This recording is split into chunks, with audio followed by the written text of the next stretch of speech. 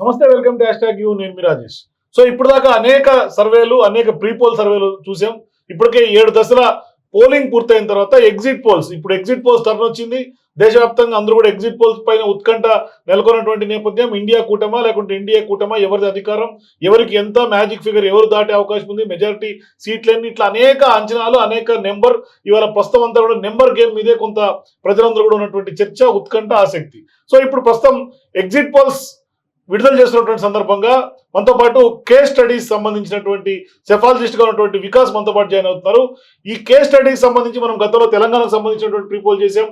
జాతీయ స్థాయిలో ప్రీపోల్స్ కూడా మనం ఇదే #ఈ వేదిక ద్వారా కూడా నేను మీ ముందుకు రిలీజ్ చేయడం జరిగింది. మరోవైపు ఇవాళ తాజాగా 7 ఫేజ్ల పోలింగ్ పూర్తయిన తర్వాత ఎగ్జిట్ పోల్స్ కూడా నేను మీ ముందుకు వికాస్ ద్వారా తీసుకొస్తున్నటువంటి ప్రయత్నం చేస్తున్నా. ప్రస్తుతం ఆ ఫిగర్స్ ఏ రాజకీయ పార్టీలకు ఎన్నెన్నో వస్తున్నాయి, మరోవైపు తెలంగాణలో గ్రౌండ్ ఎట్లా ఉందో కూడా మాట్లాడే ప్రయత్నం చేస్తా. ఇట్లాంటి సందర్భాల్లో మీరు కూడా వికాస్ ఇస్తున్నటువంటి కేస్ స్టడీస్ ఇస్తున్నటువంటి లెక్కకు, మీ లెక్కకు, అంచనాకు మ్యాచ్ అవుతుందంటే ఓకే, లేదంటే కనుక మీ అభిప్రాయాన్ని కామెంట్స్ రూపంలో తెలియజేయండి. ఒకవేళ మ్యాచ్ అయినా అవ్వకున్నా మీ అంచనాలు ఎట్లా ఉన్నాయి, అంటే ఎవరి అధికారం సొంతం చేసుకునే అవకాశం ఉంటుంది, ఏ అంచనాలు మీకునే రాజకీయ స్థితిగతులు, పరిస్థితులు, మీ దగ్గర ఉన్నటువంటి వాస్తవ పరిస్థితులు, మీ అంచనాలన్నింటినీ కూడా కామెంట్స్ రూపంలో తెలియజేయండి. మస్ట్ గా ఈ వీడియోని లైక్ చేయండి, చివరి వరకు చూడండి. మరోవైపు మీ మిత్రులందరూ కూడా షేర్ చేయండి. ప్రస్తుతం వికాస్ మనతో పాటు జాయిన్ అవుతారు. వికాస్ నమస్తే. ఏంటి సార్, 7 ఫేజ్ లో పోలింగ్ పూర్తయింది, ఏంటి గ్రౌండ్ ఎట్లా అనిపిస్తుంది క్రిస్ప్ గా మాట్లాడుకుంటే? సార్ ఇది ఈ 7 ఫేసెస్ అయితే మనకు జనవరి నుంచి పొలిటికల్ ఫ్లక్చుయేషన్స్ అనేది చాలా విగరస్ గా చేంజ్ అయినాయి. బట్ కన్క్లూజన్ అయితే చెప్పొచ్చు, మళ్ళీ నరేంద్ర మోడీ 3rd టైం అయితే ఆయన ప్రైమ్ మినిస్టర్ అవుతారు. కానీ కాంగ్రెస్ లాస్ట్ టైం కంటే బెటర్ పర్ఫార్మెన్స్ కాంగ్రెస్ ఉన్నది. రీజనల్ పార్టీస్ డిసపియర్ అయిపోయే ఛాన్సెస్ ఉన్నాయి. అంటే కాంగ్రెస్ పుంజుకుంది అనుకోవాలా గతంకి ఇప్పటికి? ఎస్ సార్, కాంగ్రెస్ బాగా పుంజుకున్నది. అట్ ద సేమ్ కాకపోతే వాళ్ళకి ఆ టైం లిమిట్ అనేది వాళ్ళు లేట్ గా పొలిటికల్ ఫీల్డ్ లకు రావడం వాళ్ళకి అది మైనస్ అయింది. Indian alliance alliance 2 years 3 years back దాన్ని ఫామ్ చేసినా కానీ అది అంత మెటీరియలైజ్ చేయలేకపోయింది. కానీ భారత్ జోడో యాత్ర, రాహుల్ గాంధీకి సంబంధించిన భారత్ జోడో యాత్ర phase 1 phase 2 రెండు కొంత సక్సెస్ రేట్ అనేది కాంగ్రెస్ కి ఛాన్స్ ఇచ్చింది. మరి నరేంద్ర మోదీ 3వ సారి ఇవాళ ప్రధాని అంటున్నాడు, అబ్కి బార్ 400 కి పార్, మరి యాంటీ ఇన్కంబెన్సీ ఉంది అంటున్నారు, పెద్ద ఎత్తున వ్యతిరేకత ఉంది. అది ఎంతవరకు పనిచేసింది, ఎంతవరకు పనిచేయలేదు, ఈ ఎన్నికల్లో ప్రభావంగా చూపించినటువంటి ఫ్యాక్టర్స్ ఏంటి అంటే ఏం చెప్పాలి సార్? ఇక్కడైతే మనము నరేంద్ర మోడీ అబ్కి బార్ 400 పార్ అన్నాడు, అది కొంత రిస్క్ ఫ్యాక్టర్. అంటే అది కావచ్చు కాకపోవచ్చు, లీస్ట్ కేసెస్ కాకపోవడానికి ఛాన్సెస్ ఉన్నాయి, అంటే మాక్సిమం కేసెస్ కాకపోవడానికి ఛాన్సెస్ ఉన్నాయి. At the same time BJP 370 వస్తాయని అన్నారు, అదైతే హైలీ ఇంపాసిబుల్. మేమైతే అది చాలా ఏమంటారు, అది మేము పక్కా చెప్పగలుగుతాం. కాకపోతే బీజేపీ ఎన్డీఏకి 400 అనేది కొంచెమే ఛాన్సెస్ చాలా తక్కువ ఉన్నాయి, కానీ ఉన్నాయి, ఛాన్సెస్ ఉన్నాయి.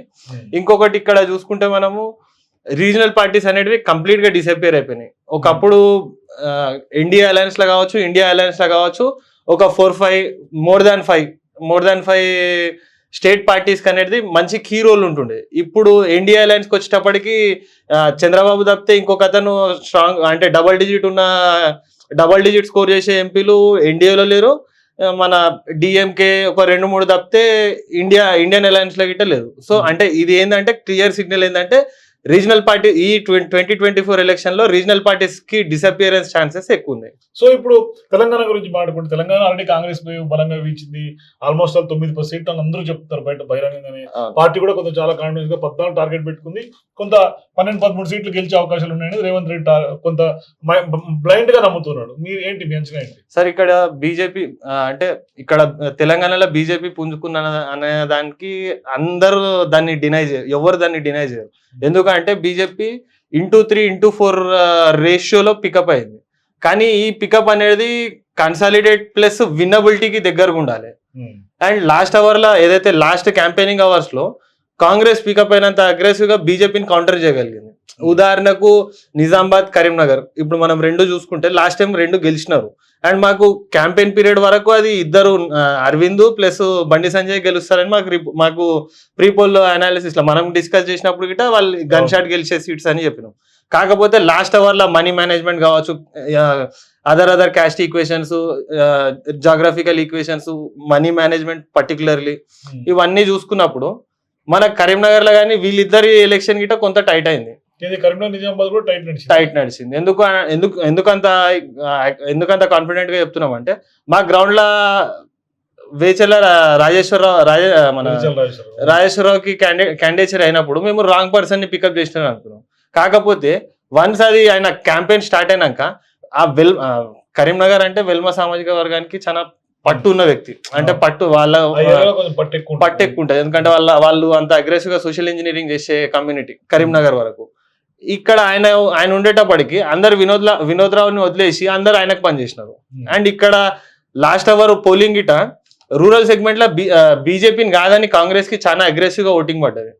అంటే ఇక్కడ ఈ ఫ్యాక్టర్స్ అనేది వర్కౌట్ అవుతున్నాయి. ఇంకొకటి 5 ఎమ్మెల్యేలు గెలిచినారు వాళ్ళు.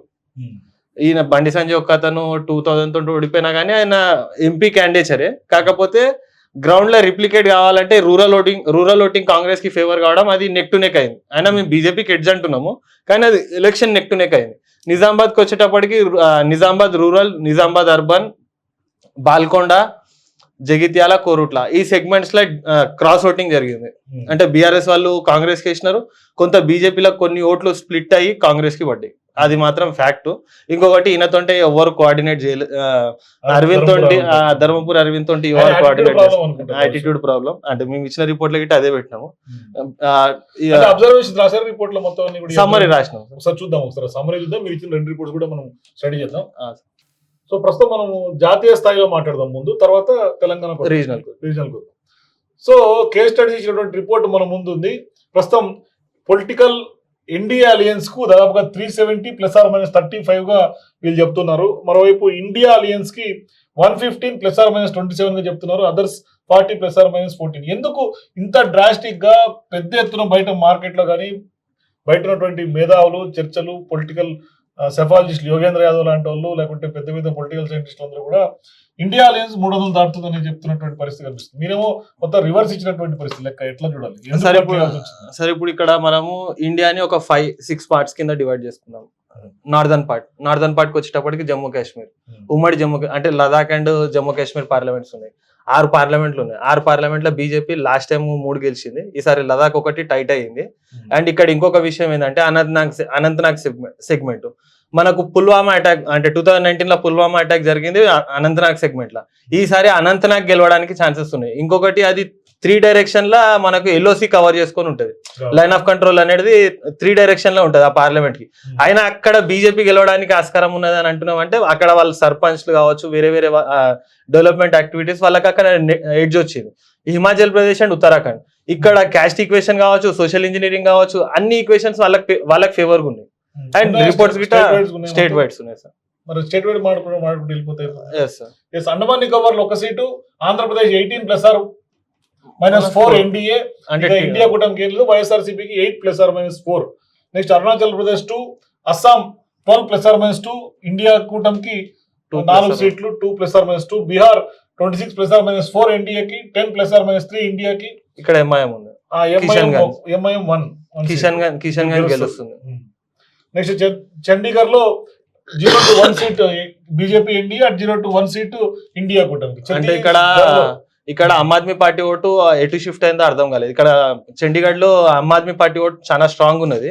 అది బీజేపీకి పడ్డదా కాంగ్రెస్ పడ్డదా లాస్ట్ అవర్ లో మేము కన్క్లూజన్ రాలేకపోయినాం. అందుకనే 0-1 అంటే మోస్ట్ ఆఫ్ ది మాకు సంబంధించిన వాళ్ళంతా బీజేపీకి ఇచ్చినారు. బట్ అది డిఫర్ అవుతున్నది. నెక్స్ట్ ఛత్తీస్గఢ్ లో తీసుకుంటే 9 ±2 బీజేపీకి, 1 ±1 కాంగ్రెస్ కి. సార్ ఇక్కడ ఛత్తీస్గఢ్ లో లాస్ట్ టైం స్వీప్ చేసింది, కానీ ఈసారి కొంత రెండు సెగ్మెంట్లు భూపేష్ బఘేల్ కొంత సీరియస్ గా ఉన్నారు. సో అది ఇక్కడ కొంత సెగ్మెంట్ వాళ్ళకి ఫ్లక్చువేట్ అవుతుంది. Next Nagar Haveli and Daman Diu and Dadra 2 seats ఉన్నాయి. 2 సీట్స్ కూడా బీజేపీ యూనియన్ టెరిటరీ సార్. ఇవి 4 యూనియన్ టెరిటరీస్ ఉన్నాయి. అంటే 4 ఏరియాస్ ఉంటాయి. ఈ 4 ఏరియాస్ గుజరాత్ అండ్ మహారాష్ట్రకి సంబంధించిన బార్డర్లలోనే ఉంటాయి. గుజరాత్ స్వీప్ చేసుకుంటారు.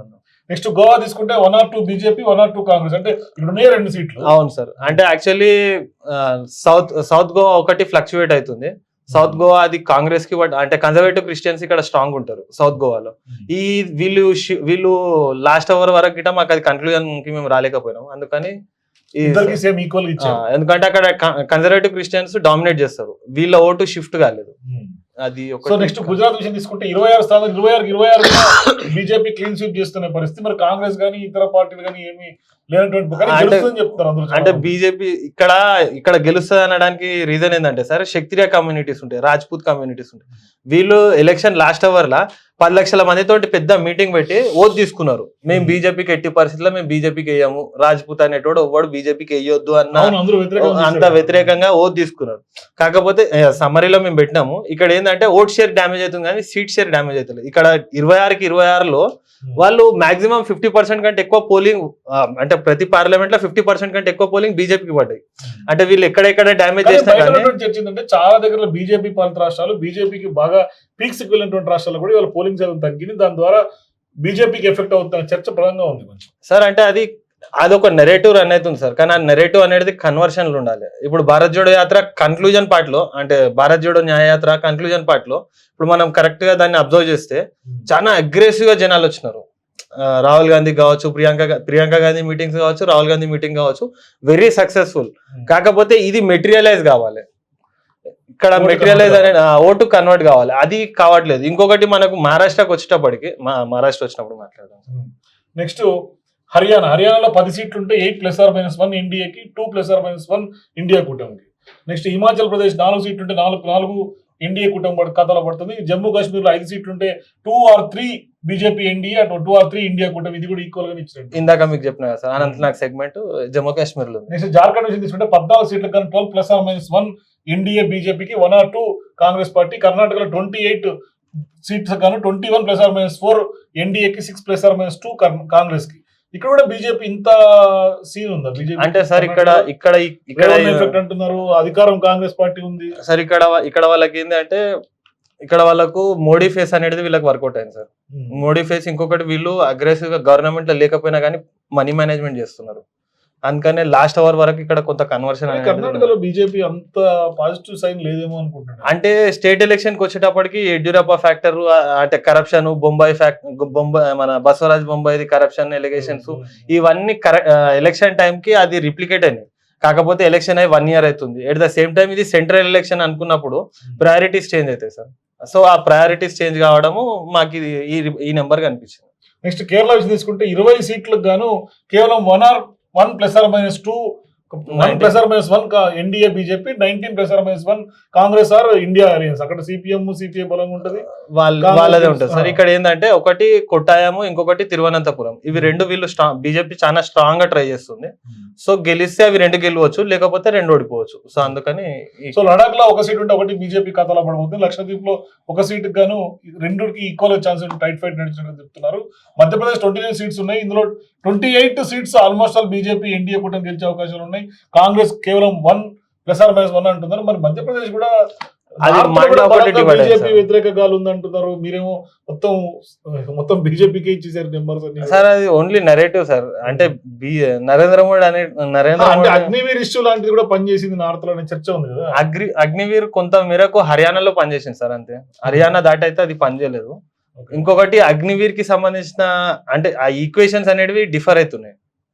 సో అందుకని బీజేపీకి ఇక్కడ ఏంటంటే వాళ్ళు చాలా ఎర్లీగా ఎలక్షన్ కి రావడం, వాళ్ళకు ఇంకొకటి ప్రాణప్రతిష్ఠ, ఇంకొకటి సెంట్రల్ పిఎం క్యాండిడేట్ కావచ్చు, వేరే వేరే ఫ్యాక్టర్స్. ఇంకోటి నరేంద్ర మోడీ ఆ ఏజ్ లో గిట్ట చాలా అగ్రెసివ్ గా క్యాంపెయిన్ చేస్తున్నారు. సో ఆయన మీటింగ్ పెట్టుకోవడము, చాలా ఏమంటారు పీపుల్ కనెక్టివిటీ మీటింగ్స్ పెట్టడం ఆయనకు అడ్వాంటేజ్ ఉంది. నెక్స్ట్ మహారాష్ట్రలో 48 సీట్లకు గాను 34+or-6 BJP NDA, 12+or-6 Congress and ఇతర పార్టీలు. AIMIM 1 or 0. ఔరంగాబాద్ ఒకటి టైట్ నడుస్తుంది సార్. ఔరంగాబాద్ మన శివసేన వర్సెస్ అంటే మన షిండే ఫ్యాక్షన్ కూడా ప్రభుత్వం కూల్ చేయటాలు, మహారాష్ట్ర ఉద్ధవ్ ఠాక్రే శివసేన ఇష్యూస్ నడుస్తున్నాయి కదా, దానివల్ల ఏం బీజేపీకి ఎఫెక్ట్ లేదు సార్. ఇక్కడ ఏంటంటే బీజేపీకి వ్యతిరేకత ఇక్కడ ఉన్నది, కాకపోతే ఇక్కడ ప్రాబ్లం ఏంటంటే అది కన్సాలిడేట్ కావాలి. కన్సాలిడేట్ కావాలంటే సింబల్ కావాలి.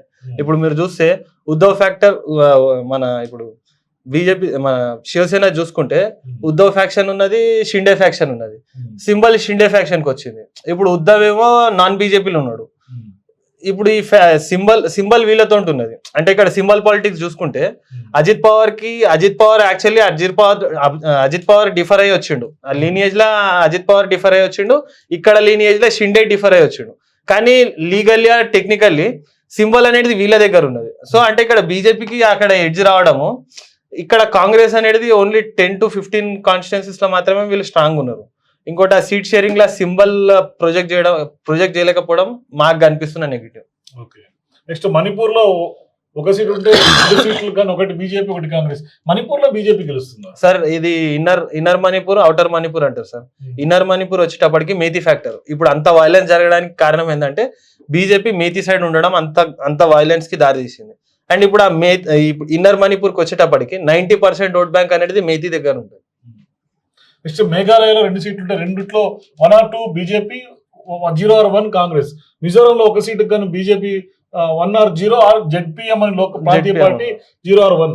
నాగాలాండ్ లో ఒక సీట్ ఉంటే ఒకటి బీజేపీ ఖాతాలో పడబోతుంది అలయన్స్ లో సార్. అదే ఎన్డీఏ కూటమిలోకి. నెక్స్ట్ ఎన్సిటీ ఆఫ్ ఢిల్లీ, ఆ ఢిల్లీలో 7 స్థానాలు ఉంటే ఇక్కడ 6 నుంచి 7 స్థానాలు ఎన్డీఏ కూటమిలోకి వెళ్తుంది, ఒకటి మాత్రమే. మరి ఇక్కడ ఎన్సిటీ ఆఫ్ ఢిల్లీ కానీ ఇక్కడంతా ఆప్ పని చేయాలి కదా, కూడా ఇక్కడ ఇండియా కూటమికి 0 or 1 అంటే ఎంత? సార్ ఇక్కడ ఏంటంటే సౌత్ ఈస్ట్ మన నార్త్ వెస్ట్ ఢిల్లీ అని ఒకటి ఉంటుంది సార్. నార్త్ ఈస్ట్ ఢిల్లీ అని ఉంటుంది, కన్యాకుమారి కంటెస్ట్ చేస్తున్నాడు. అక్కడ వీళ్ళ బీజేపీ క్యాండిడేట్ మనోజ్ సంథింగ్ ఉన్నారు. సో ఆ క్యాండిడేచరీ కొంత కాంగ్రెస్ కి ప్లస్ అయింది. అండ్ రాహుల్ గాంధీ ఢిల్లీ క్యాంపెయిన్ మొత్తంలో 30% ఇక్కడనే డెడికేట్ చేసినారు. సార్ ఇది ఒక్కటే ఛాన్స్ ఉంది sir, north east Delhi parliament ఒకటే ఛాన్స్ ఉన్నది. ఇక్కడ ఏంటంటే లోకల్ పీపుల్ అరవింద్ కేజ్రీవాల్ రాసిన తర్వాత ఈక్వేషన్స్ మారినాయి అని చెప్తున్నారు కదా సార్. అరవింద్ కేజ్రీవాల్ ని అరెస్ట్ చేయడం వల్ల అంత ఇంప్లికేషన్ అనేది ఏం లేదు సార్. ఇంకొకటి ఇది పార్లమెంట్ ఎలక్షన్ కావడము అవి మోడీకి ఎలక్షన్ అన్న ఫ్యాక్టర్ అనేది అక్కడ వర్కౌట్ అవుతుంది సార్. ఓకే, నెక్స్ట్ ఒడిశా విషయం తీసుకుంటే 21 సీట్లకు గాను బీజేపీ ఇక్కడ కూడా క్లీన్ స్వీప్ చేసే అవకాశాలే కనిపిస్తున్నాయి అన్నట్టుగా ఉంది. ఎందుకంటే ఆల్మోస్ట్ 14 + or -3 సీట్స్ అంటే ఆల్మోస్ట్ 17 స్థానాలు, మెజారిటీ స్థానాలు వెళ్ళిపోతున్నాయి బీజేపీ ఎన్డీఏకి. Next Biju Janata 8 + or -2 seats బీజేడీకి వస్తున్నాయి. పాండిచ్చేరి ఒక సీట్ ఉంటే 1 కాంగ్రెస్ ఆర్ బీజేపీ ఎవరైనా గెలిచే ఛాన్సెస్ ఉన్నాయి. నెక్స్ట్ పంజాబ్ లో 13 స్థానాలకు గాను 3 + or -2 బీజేపీ ఎన్డీఏ, అట్లాగే ఇండియా కూటమి 3 + or -1, ఆప్ 5 + or -2 అంటే 7 సీట్స్ ఆల్మోస్ట్.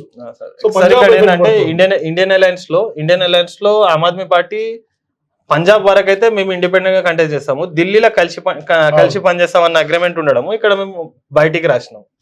ఇక్కడ ఏంటంటే వీళ్ళకు ట్రెడిషనల్ ఓట్ బ్యాంక్ ఉన్నది, అంటే వీళ్ళకు కొంత కన్జర్వేటివ్ సిక్ కమ్యూనిటీ నుంచి వస్తుంది. పంజాబ్ లో ఇంకొకటి బీజేపీ 5 వరకు, అంటే ఇక్కడ 3+2 అంటే 5 వరకు రావడానికి మేజర్ రీజన్ ఏంటంటే కన్వర్షన్స్. ఇక్కడ క్రిస్టియన్ కన్వర్షన్ అనేది చాలా దారుణంగా 6 భయపడే పొజిషన్ కి వెళ్ళిపోయింది. సో ఆ కన్వర్షన్ వీళ్ళకి కొంత ప్లస్ అయింది.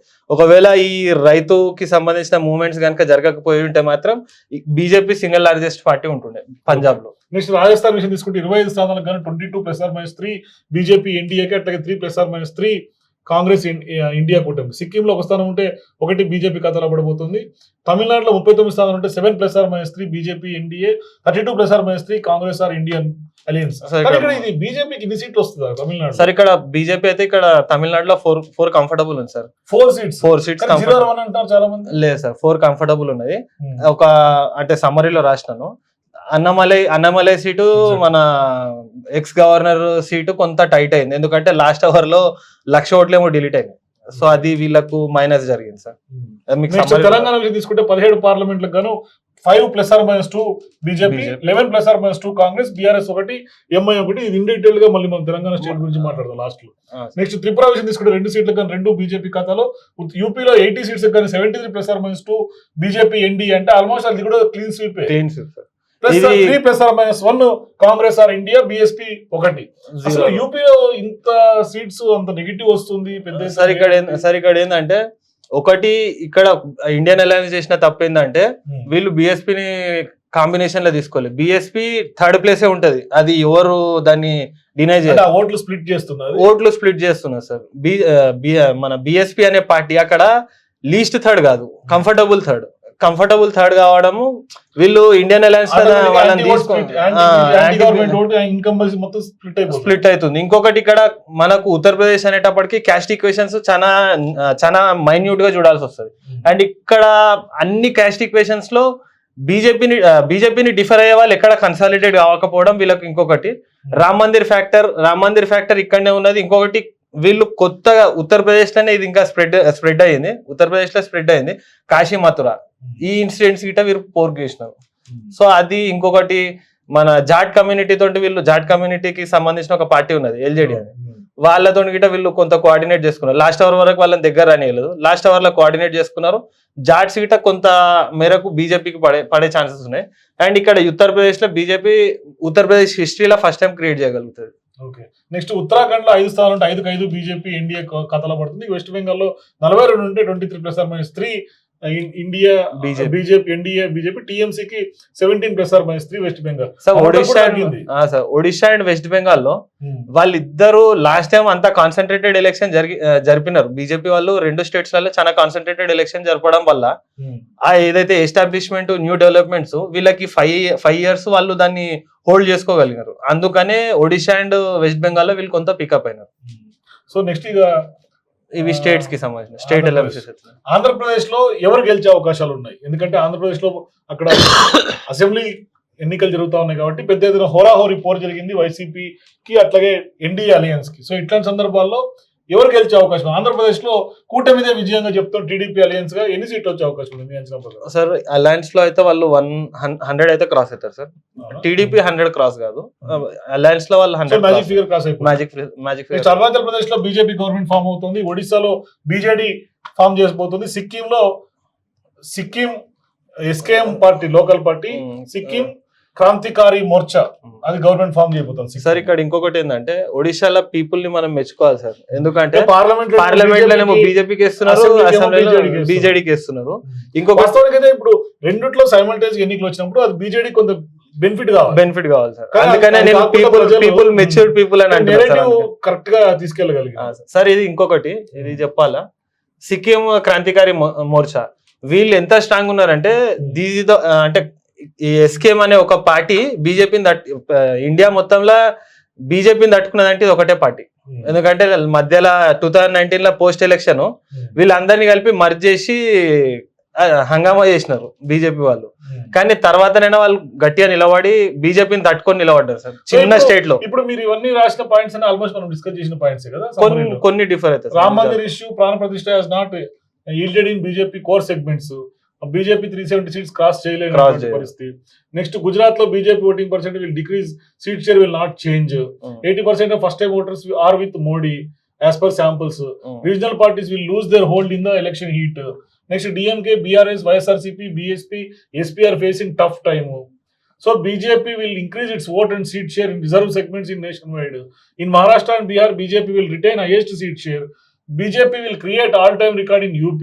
In Delhi, Northeast Delhi segment went tight, but BJP has edge. In Kerala, BJP vote share will be between 13 to 80% and tried hard in the Thiruvananthapuram and Kottayam. ఇది మన Shashi Tharoor constituency Thiruvananthapuram. In Odisha and West Bengal, BJP will increase its vote share and seat share. Odisha people had given their choice very wisely in simultaneous elections. In MP, Ratala and Mandala went tight for BJP. In Jammu Kashmir Union Territory, BJP is positive in Anantnag Parliament along with Udhampur and Jammu segments. అది కూడా ఇందాక మాట్లాడుకున్నాం. Inner Manipur parliament BJP edge in Manipur state. Tamil Nadu BJP state units is the best performing units of BJP. Tamil Nadu BJP likely to win Theni, Vellore, Kanyakumari, Tirunelveli and are comfortable seats. In all seats lo comfortable sir. In Tamil Nadu, Coimbatore, Annamalai, Chennai Central and Chennai South Tamil side went tough because of their voter deletions. ఇక్కడ కోయంబత్తూర్ లో 1,00,000 ఓట్లు delete అయినాయి sir. Kshatriya communities in Rajasthan and Gujarat states taken oath for not voting for BJP, but these votes are not be consolidated by any other party. So carry out. Congress అది encourage చేసుకోలేకపోయింది sir. AIMIM will win Hyderabad, Telangana and Kishanganj Bihar. But Aurangabad is tight. So 3 స్థానాలు పోటీ చేసినట్టు. అవును sir. So మొత్తం overall గా భారతదేశ వ్యాప్తంగా ఉన్నటువంటి పరిస్థితి మొత్తం 370 స్థానాలు ప్లస్ ఆర్ మైనస్ గానే ఇవాళ ఎన్డీఏ కూటమి మరోసారి అధికారంలోకి వస్తుంది అంటూ కూడా ఇవాళ కేస్ స్టడీస్ చెప్తున్నటువంటి అంచనా. నెక్స్ట్ తెలంగాణ అసెంబ్లీకి తెలంగాణ పార్లమెంట్ సెగ్మెంట్స్ ఎట్లా ఉన్నాయి కూడా మనం డిస్కస్ చేద్దాం. సో నెక్స్ట్ తెలంగాణ విషయం తీసుకుంటే తెలంగాణలో Congress party 45 to 55% vote share కనిపిస్తుంది, బీజేపీకి 28 to 35% ఓట్ షేర్ కనిపిస్తుంది, బీఆర్ఎస్ కు 11 to 16% ఓట్ షేర్ కనిపిస్తుంది. నెక్స్ట్ ఇక సీట్ షేర్ విషయం తీసుకుంటే కాంగ్రెస్ పార్టీకి 9 to 13 సీట్స్ కాంగ్రెస్ గెలిచే అవకాశాలు ఉన్నాయి, బీజేపీకి 3 నుంచి 7 స్థానాలు, బీఆర్ఎస్ 1 or 0, ఎంఐఎం 1 స్థానంలో ఇవాళ పరిమితమయ్యే పరిస్థితులు కనిపిస్తున్నాయి. ఏ సెగ్మెంట్ లో ఎట్లా టైట్ ఫైట్ ఉంది, ఏ పార్టీల మధ్య పోటీ జరిగిందని చూసే ప్రయత్నం చేద్దాం. ఆదిలాబాద్ లో Congress versus BJP, Peddapalli SC segment Congress clean sweep, Karimnagar BJP versus Congress but BJP గెలిచే అవకాశాలు ఉన్నాయి. నిజామాబాద్ లో బీజేపీ వర్సెస్ కాంగ్రెస్, బీజేపీ గెలిచే అవకాశాలు ఉన్నాయి. జహీరాబాద్ లో బీజేపీ వర్సెస్ కాంగ్రెస్ బట్ ఇక్కడ డిసైడ్ చేయలేదు, టైట్ ఫైట్ జరిగింది. లాస్ట్ ఓవర్ లో టైట్ ఫైట్ జరిగింది. నెక్స్ట్ మెదక్ విషయంలో Congress BJP versus BRS 3 tight fight, ఎవరికి చెప్పే పరిస్థితి లేదు అక్కడ. కానీ ఇక్కడనైతే ఒకటి చెప్పొచ్చు సార్, బీజేపీ అయితే గెలవదు అండ్ బీఆర్ఎస్ కి అయితే చాలా తక్కువ ఛాన్సెస్ ఉన్నాయి గెలవడానికి. నెక్స్ట్ మల్కాజ్గిరి లో కాంగ్రెస్ వర్సెస్ బీజేపీ, ఇక్కడ ఎవరు గెలిచే అవకాశం ఉన్నాయి? ఇక్కడ ఎవరు గెలిచినా 40,000 కంటే ఎక్కువ గెలవరు సార్, ఎందుకంటే ఇక్కడ చాలా టైట్ నెక్ టు నెక్ జరిగింది. ఎందుకంటే ఇద్దరు ఇన్విజిబుల్ క్యాంపెయిన్స్ చేసినారు. మనం సర్వేస్ తీసుకున్న కొద్ది 2 days కి సేమ్ పర్సన్ అడిగితే ఫ్లక్చువేట్ అయినాయి సార్. అంటే 4 సార్లు అడిగితే 4 సార్లు 4 మాటలు చెప్పినారు. నెక్స్ట్ సికింద్రాబాద్ విషయం తీసుకుంటే బీజేపీకి ఎడ్జ్ కనిపిస్తుంది, వన్ సైడ్ గానే జరిగింది. అంటే లేదు సార్, ఇక్కడ ఫైట్ జరిగింది, కాకపోతే మేము కన్క్లూడ్ చేయగలుగుతాం. కానీ సికింద్రాబాద్ లో అంటే కొంతమంది అంచనా నాంపల్లిలో కాంగ్రెస్ కి లీడ్ వన్ సైడ్ పడ్డది, ఖైరతాబాద్ లీడ్ వస్తుంది. ఈ 2 లీడ్స్ ని మళ్ళీ దాన్ని కంటిన్యూ చేయాలంటే సికింద్రాబాద్ లో కొద్ది కష్టం. అక్కడ కూడా ముస్లిం మైనారిటీస్, క్రిస్టియన్స్ అందరూ కాంగ్రెస్ తోటి వేశారు కాబట్టి ఇతర పార్టీలు కొద్దిగా తగ్గే అవకాశాలు ఉన్నాయి. అంటే సార్ ఇక్కడ ఒక సికింద్రాబాద్ లో ఆ సెగ్మెంట్ లో రీగెయిన్ చేయలేదు ఆ పార్టీస్ అనేది. అంటే సార్ ఇక్కడ సికింద్రాబాద్ లో ఒక నెరేటివ్ ఏంటంటే ముస్లిమ్స్ అంతా ఒక సైడ్ అయితే ఆ ఎలక్షన్ వాళ్ళే గెలవడానికి ఆస్కారం ఉందన్న ఒక నెరేటివ్ చాలా సార్లు వస్తుంది, చాలా సార్లు ముందుకు వస్తుంది. అంటే మనం ఇది 2019 లో గిట్ట చూస్తే అసదుద్దీన్ వేసి బ్లేటెంట్ గా సాయికిరణ్ యాదవ్ కి సపోర్ట్ చేసినారు, తలసాని సాయికిరణ్ యాదవ్ కి సపోర్ట్ చేసినారు. కానీ నెక్ టు నెక్ దగ్గరికి రాగలిగారు. ఇక్కడ మనము ఇంపార్టెంట్ గా చూడాల్సింది ముస్లిం కమ్యూనిటీ, దళిత్ కమ్యూనిటీ, ఇవి 2 చాలా పర్టికులర్ గా. ఇంకొకటి కాలనీ ఓటింగ్ ఉంటుంది సార్. మళ్ళీ ఈ స్లమ్ లా మనం మళ్ళీ డిఫర్ కావచ్చు. ఈ కాలనీ ఓటింగ్ అంతా 30 to 40 మధ్యలోనే జరుగుతాయి వీళ్ళ పోలింగ్. వీళ్ళు కంప్లీట్లీ వన్ సైడ్ బీజేపీకి వేసినారు. అండ్ ఇక్కడ దళిత్ ఓట్ అనేది డివైడ్ కాకుండా కంప్లీట్ మన గంపగుత్త బీజేపీకి పడ్డాయి. మైనారిటీ ఇక్కడ టఫ్ అయిందని ఎందుకు అంటున్నారు అంటే మైనారిటీ ఓట్ అంతా వన్ సైడ్ అయింది. ఎలక్షన్ డే కంటే ముందు నుంచి అంటే May 10th నుంచి May 13th వరకు ఫత్వాలు జారీ లేని. అంటే ఇక్కడ సికింద్రాబాద్ పార్లమెంట్ కి పరిధిలో ఉన్న మన మద్రసాలు, దర్గాలు, మస్జిద్లు ఇక్కడ ఫత్వాలు జారీ చేసినారు. తొమ్మిది ఇస్కుదాలు అన్నట్టు అసదుద్దీన్ వేసి లేదు ముల్లాలు వీళ్ళు చెప్పడము, అది అందరికి కొంత భయాందోళన గురి చేసింది. కాకపోతే ఇక్కడ వాస్తవానికి కిషన్ రెడ్డి ఓడిపోయే ఛాన్సెస్ ఉండే. కాకపోతే దానం నాగేందర్ ఉన్న ఎఫిషియెంట్ టైం అయినా ప్రాపర్ గా యూజ్ చేసుకోకపోవడం వల్ల ఆయన ఇక్కడ బీజేపీ గెలవడానికి ఆస్కారం ఉంది. నెక్స్ట్ హైదరాబాద్ విషయం తీసుకుంటే ఎంఐఎం, ఇది ఎవరు అవునన్నా కాదన్నా బీజేపీ చాలా టైట్ ఫైట్ ఇచ్చింది. కానీ ఎందుకు ఎంఐఎం గెలవాల్సి వస్తుంది సార్? ఇక్కడ హైదరాబాద్ పార్లమెంట్ లో టైట్ ఫైట్ ఇచ్చింది అనేది నేనైతే నమ్మాను సార్. ఎందుకంటే కేవలం సోషల్ మీడియా హైప్ మాత్రమే సార్. ఇక్కడ ఇంకొకటి ఏంటంటే హైదరాబాద్ పార్లమెంట్ నిజంగానే ఎలక్షన్ కాన్సన్ట్రేట్ చేయాల్సి వస్తే చాలా వర్క్ చేయాలి వాళ్ళు. ఎందుకంటే నేను అక్కడ ఓటర్ని కాబట్టి చెప్తున్నాను, వీళ్ళు ఏ వర్క్ చేయలేదు. ఇంకొకటి ఈమెకు ఇనిషియల్ గా ఉన్న యాక్సెప్టెన్సీ లోకల్ ఓటర్స్ లో అది ఫైనల్ కి వచ్చేంత వరకు అది హోల్డ్ చేయలేకపోయినారు. అది ఒకటి మైనస్. ఇంకొకటి హైదరాబాద్ పార్లమెంట్ బీజేపీ వరకు 3,40,000 ఓట్లు దాటదు. అంటే కింద సమ్మరీ మెన్షన్ చేశారు. చేవేళ్ల విషయం తీసుకుంటే కాంగ్రెస్ వర్సెస్ బీజేపీ, కాంగ్రెస్ గెలిచే అవకాశాలు ఉన్నాయని చెప్తారు. మహబూబ్ నగర్ లో Congress, Nagar Kurnool SC segment Congress, Nalgonda Congress, Bhuvanagiri Congress, Warangal SC segment Congress, Mahabubabad ST segment Congress and next Khammam కూడా కాంగ్రెస్. సో ఇట్లా కాంగ్రెస్ పార్టీకి బలమైన సెగ్మెంట్స్. నెక్స్ట్ అబ్జర్వేషన్స్ చూసుకుంటే BJP candidate selections vent wrong in Adilabad, Zaheerabad, Hyderabad, Nagar Kurnool where they had a better option. అంటే గెలవాల్సినటువంటి చోట కూడా కొంత కరెక్ట్ అయినటువంటి అభ్యర్థుల్ని బీజేపీ చూస్ చేసుకోకపోవడం తోటి మైనస్ అయింది అనేది. సార్ ఇక్కడ గూడెం నగేష్ రాంగ్ పర్సన్. ఇక్కడికి వచ్చేటప్పటికి బీబీ పాటిల్ మీద ఆయన 2 సార్లు ఎంపీ, ఆయన డెవలప్మెంట్ ఏం చేయలేదని ఆయన మీద చాలా వ్యతిరేకత ఉన్నది. ఆయనని తీసుకొచ్చి ఇక్కడ రాంగ్ చేసినారు. ఇంకొకటి హైదరాబాద్ పార్లమెంట్ అని నేను పర్టికులర్ గా పర్సన్ పేరు హైదరాబాద్ పార్లమెంట్ ఎందుకు చెప్తున్నానంటే బీజేపీ అనే పార్టీ హైదరాబాద్ మన తెలంగాణలో యాక్సెప్టెన్స్ ఎందుకు పొందుతుందంటే హిందుత్వ ఐడియాలజీతో మాత్రం కాదు. బీజేపీ అనేది ఆయన డెవలప్మెంట్ చేస్తుంది, పాకిస్తాన్ని కౌంటర్ చేస్తుంది. నరేంద్ర మోడీ అనేటోడు డెవలప్మెంట్ యాక్టివిటీస్ చేస్తున్నాడు అన్న, అంటే రైతులకు వేస్తున్నాడు, రోడ్ డెవలప్మెంట్ చేస్తున్నాడు, స్కిల్ డెవలప్మెంట్, ఈపీఎఫ్ఓలో 18 కోట్ల మంది ఎన్రోల్మెంట్ జరుగుతున్నాయి. ఆ ఫ్యాక్టర్స్ ఉండడము ఇక్కడ బీజేపీకి డెవలప్మెంటల్ బేసిస్ లో వీళ్ళకి ఇక్కడ యాక్సెప్టెన్సీ పెరిగింది తప్పితే హిందుత్వ బేసిస్ లో పెరగలేదు. ఈమె రావడం వల్ల మళ్ళా ఇది హిందువుల పార్టీ అనడం అనే నరేటివ్ కి మళ్ళీ తీసుకురావడం వల్ల కొంత నెగిటివ్ గా పోయింది. నాగర్ కర్నూలులో మేము ఎందుకు అంటున్నాం అంటే భరత్ కంటే బెస్ట్ ఆల్టర్నేటివ్ వాళ్ళ రాముల్ గారు ఉండుంటే మాత్రం నేను బెస్ట్ ఆప్షన్ ఉంటుండే. భరత్ గిట హంబల్ పర్సన్, కరెక్ట్ పర్సన్, కాకపోతే you have a better option. Next Congress candidate selections went wrong in Medak and Warangal. Next BRS has lose. Sir ఇక్కడ ఏంటంటే మెదక్ ఎందుకు అంటున్నాం అంటే మెదక్ లో వాళ్ళకు మదన్ రెడ్డి అనే మన నర్సాపూర్ మదన్ రెడ్డి అనేది బెస్ట్ ఆప్షన్ ఉండే. వీళ్ళు ఆయన కాదని నీలం మధుకి ఇచ్చినారు, అందుకని ఇక్కడ నీలం మధు డిక్లేర్ అయిన తర్వాతనే జాయిన్ అంటున్నాడు. అవును సార్, 2 days లో చేంజ్ అయింది. వరంగల్ ఎందుకు అంటున్నాం అంటే ఇక్కడ కడియం శ్రీహరి మీద ఉన్న ఫ్యాక్టర్ ఆమె మీద పడింది, అదొకటి. ఇక్కడ 2 రాంగ్ అని చెప్పడానికి మేము అది. BRS has lost relevance in this election అంటే సార్ ఇక్కడ 10 పార్లమెంట్ లో 3rd place సార్ బీఆర్ఎస్. అవునా? In Adilabad parliament Sirpur, Khanapur both will decide the results. In Karimnagar, Congress made blunder by delay candidate announcement.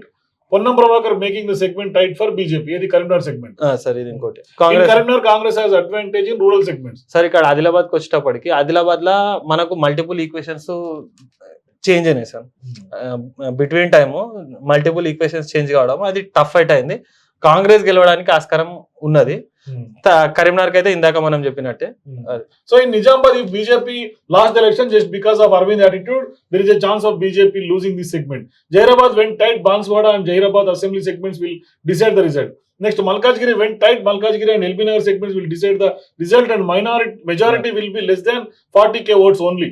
Next, Hyderabad Parliament, BJP will not receive more than 3.40 lakh votes. In 2014, BJP received 3.13 lakh votes from there. ఇప్పుడు కూడా పెరిగే అవకాశాలు ఏం లేవు పెద్దగా. ఇది number చెప్తున్నారు sir.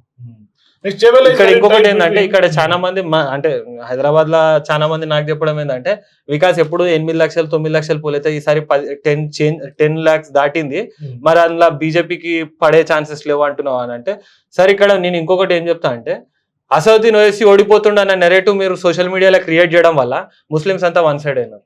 అది బ్లండర్ మిస్టేక్ అని చెప్పగలుగుతా. వాళ్ళంతా 1 side. మీకు నిజంగా చెప్పగలుగుతా, మా ఫ్రెండ్స్ లో ఎవరు ఓటేయలేరు. నాకు మైనారిటీ ఫ్రెండ్స్ ఉన్నారు, వాళ్ళు ఎన్నడూ ఓటేయలే. వాళ్ళు కుల్లా చెప్తారు ఏంటంటే భయ్ హమారాతో పతంగాత జాకేబీ కైకు ఎందుకు టైం వేస్ట్ చేసుకోవాలన్న ఉద్దేశంలో ఉంటారు. ఈసారి వీడు ఓడిపోతాడేమో అనుకొని వాడు ఫస్ట్ టైం పోయి ఓటేసినారు. ఇట్లాంటి ఓటింగ్ పర్సెంటేజ్ చాలా తక్కువ నమోదైంది కదా Hyderabad. Sir comparatively last time కంటే కొంత కంఫర్టబుల్ గా పోలేదు sir. Next level is very tight between BJP and Congress. Congress has edge of the winnability. Rajendra Nagar and Serilingampally will decide the result. Sir ఇక్కడ ఇంకొకటి ఏంటంటే ఎలక్షన్ స్టార్ట్ అయ్యే ముందు కాంగ్రెస్ అనేది rural during campaign BJP expanded in rural areas and Congress had expanded in urban areas. Sir ఇక్కడ ఏంటంటే election start అయ్యే కంటే ముందే ఇక్కడ మనము మ్యాపింగ్ చేసుకుంటాం కదా. మ్యాపింగ్ చేసుకున్న విధానంగా మాకు అర్థమైంది ఏంటంటే రూరల్ సెగ్మెంట్ లా పరిగి, తాండూరు, వికారాబాద్, చేవెళ్ళ ఈ అసెంబ్లీ సెగ్మెంట్స్ లా కాంగ్రెస్ కి ఎడ్జ్ ఉండే. అండ్ రాయన్ నగర్, మహేశ్వరం, షేర్లింగంపల్లి వచ్చేటప్పటికి ఇది బీజేపీ కంప్లీట్ ఎడ్జ్ ఉండే. అండ్ ఎలక్షన్ టైం కి అది ఎట్లా చేంజ్ అయిందంటే రూరల్ సెగ్మెంట్ లా కొండ విశ్వేశ్వరరెడ్డి గారు ఎక్స్పాండ్ అయినారు, at the same time urban ఏరియాలలో రంజిత్ రెడ్డి గారు ఎక్స్పాండ్ అయినారు. అది ఇక్కడ మనం ఆ డిఫరెన్స్ చూడవచ్చు. ఇంకొకటి ఇక్కడ మైనారిటీ ఓట్ 1 side పడ్డది. Congress majority in Peddapalli will be between 1.5 to 2 lakhs votes. In Mahabnar, Kodangal and Jadcherla will save Congress. Mahabnar parliament. In Mahabnar, BJP candidate and had given very tight for Congress. In Bhuvnagiri, Congress will win because of her cadre strength. In Warangal, Congress candidate selection was wrong. BRS cadre is working for BJP. Sir ఇక్కడ ఏంటంటే మహబూబ్ నగర్ లో నేను direct 1 side నేను కాంగ్రెస్ కి ఇచ్చిన. చాలా మంది నన్ను అబ్జెక్ట్ చేసింది ఏంటంటే, సో అందుకని నేను ఇక్కడ సమ్మరీ పెట్టాల్సి వచ్చింది. In Warangal, Congress will win, but majority has not much expected.